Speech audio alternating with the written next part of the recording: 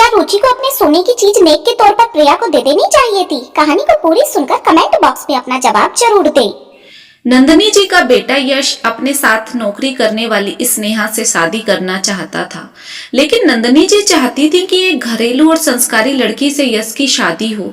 इसलिए नंदिनी जी ने अपनी एक पुरानी सहेली योगिता की बेटी रुचि से यश की शादी तय कर दी। रुचि एक मध्यम परिवार से ताल्लुक रखने वाली लड़की थी, जिसके दीन दुनिया के बारे में ज्यादा ज्ञान नहीं था। बस उसकी दुनिया उसके घर परिवार तक ही सीमित थी।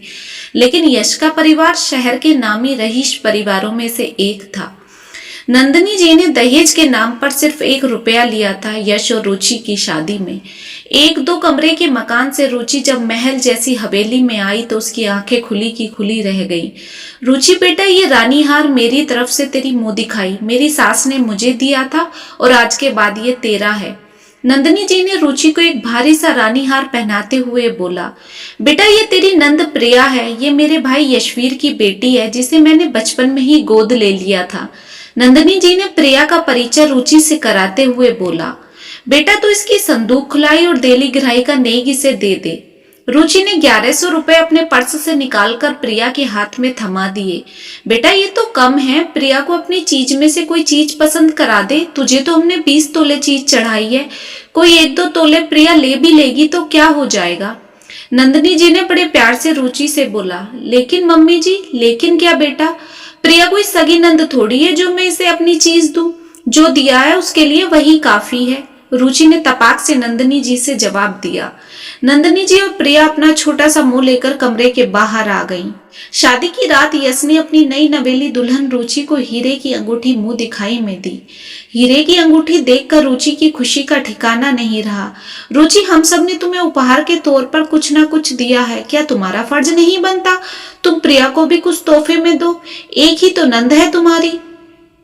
इतना सुनते ही रुचि का मुंह बन गया। शादी से पहले तो तुम्हारे घर वालों ने कहा था कि हमारा लड़का इकलौता है, फिर एक रात में ये लड़की कहां से पैदा कर ली तुम्हारी माँ ने?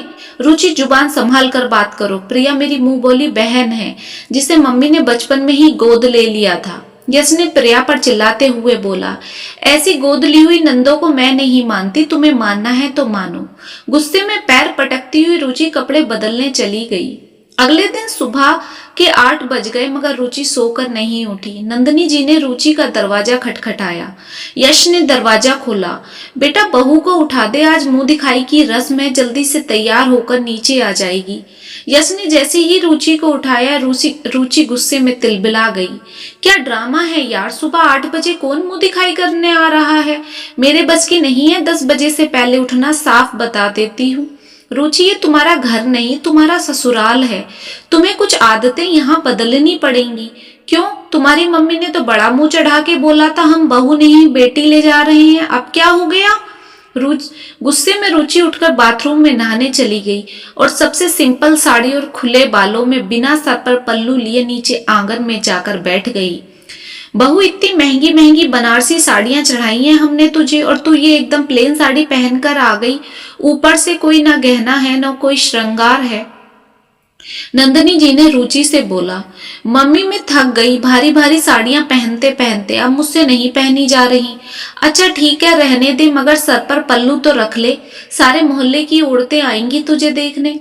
मम्मी जी, इतना टोका टाकी तो कभी मेरी मम्मी ने भी नहीं करी जितनी आप कर रही हैं। आज के फैशन के दौर में कौन बहू सर पर पल्लू रख रही है, बताना जरा।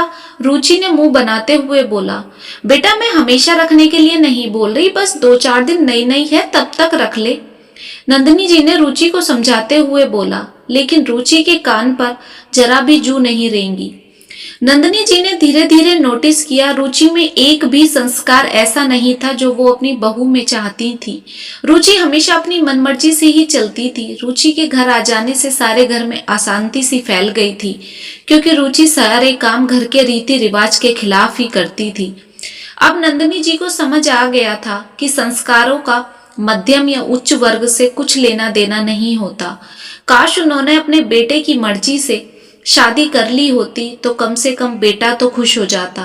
आज ना बेटा खुश है और ना माँ। सारे घर पर रुचि की हुकूमत चलती है और स्नेहा ने यश के दोस्त करण से शादी कर ली।